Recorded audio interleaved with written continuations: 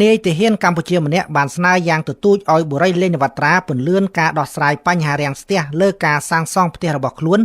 ដោយសង្ឃឹមថាលោកអាចមានផ្ទះរស់នៅសមរម្យប្រសិនបើលោកមិនបានពលីក្នុងសមរភូមិមុខ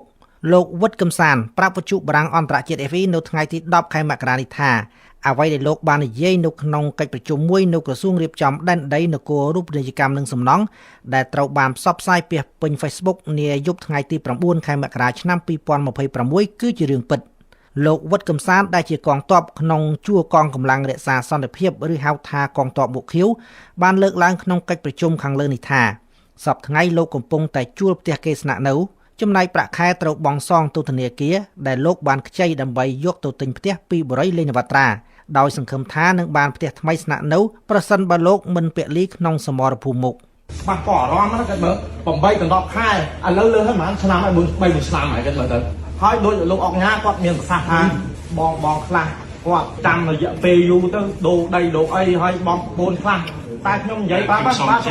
និយាយបន្តិចទៀតទេលោកឯកឧត្តមនិយាយយ៉ាងចូលយូរណាស់ហើយចូលកន្លះម៉ោងតែខ្ញុំសុំនិយាយតិចណាគិតមើលទៅខ្ញុំរាល់ថ្ងៃជួលផ្ទះគេនៅមួយខែប្រហែល50ទឹកភ្លើងទឹកអីប្រាក់ខែតាហៀបបើកមកសងធនាគារអង្គការនោះអេស៊ីស្ដាប់ប្រាក់ខែមានស្អស់នេះឯកសារមានជំពាក់ធនាគារប្រមាណបងហើយលុយយកបងផ្ទះអស់នេះហើយខ្ញុំមិនតាមបានអីទេបានសុំនិយាយតិចអត់ដល់5នាទីទេខ្ញុំសុំនិយាយតែ5នាទីទេអត់ទៅដល់5នាទីផងគិតមើលទៅនេះខ្ញុំទៅហ៊ានឥឡូវកំពុងមានបញ្ហាដល់ព្រំដែនឥឡូវខ្ញុំសុកចិត្តឲ្យមេខ្ញុំដាក់ឈ្មោះខ្ញុំទៅព្រំដែនដើម្បីវាយជាមួយថៃខ្ញុំខឹងថៃណាខ្ញុំដេកអស្រក់តែភ្នែកទៅសាយដោយសារខ្ញុំខឹងថៃខ្ញុំសង្ឃឹមថាខ្ញុំត្រឡប់ពីព្រំដែនណាវិញខ្ញុំអត់ងាប់ខ្ញុំបងវិញទៅផ្ទះក្រោយពីផ្ទុះការផ្សព្វផ្សាយករណីនេះនៅតាមបណ្ដាញសង្គមនាថ្ងៃទី10ខែមករានេះលោកលេងនវត្រាជាម្ចាស់ក្រុមហ៊ុនបុរីលេងនវត្រាបានសរសេរលើ Facebook របស់លោកដោយភ្ជាប់នឹងរូបថតរបស់បុរសម្នាក់ក្នុងឯកសណ្ឋានជាកងទ័ពកម្ពុជានោះថា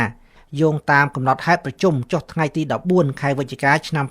2025នៅទីស្តីការក្រសួងរៀបចំដែនដីមកដល់ពេលនេះក្រុមហ៊ុនរបស់លោកបានខិតខំប្រឹងប្រែងរៀបចំប្រព័ន្ធទឹកភ្លើងបន្ថែមរួចរាល់សម្រាប់អតិថិជនអាចចូលទៅប្រើប្រាស់និងស្នាក់នៅរួមទាំងការសាងសង់ផ្សេងៗក្នុងទីតាំងដីឡូមួយកន្លែងរបស់ក្រុមហ៊ុនចំណែកករណីអតិថិជនជួបការលំបាកនិងសុំការផ្អាកបង់រំលោះលោកថាក្រុមហ៊ុននឹងពិនិត្យលើភាពជាក់ស្ដែងយ៉ាងណាក៏ដោយនៅមិនទាន់មានការពន្យល់យ៉ាងណាពីក្រសួងរៀបចំដែនដីនៅឡើយទេចំពោះករណីខាងលើគិតត្រឹមការផ្សាយនេះ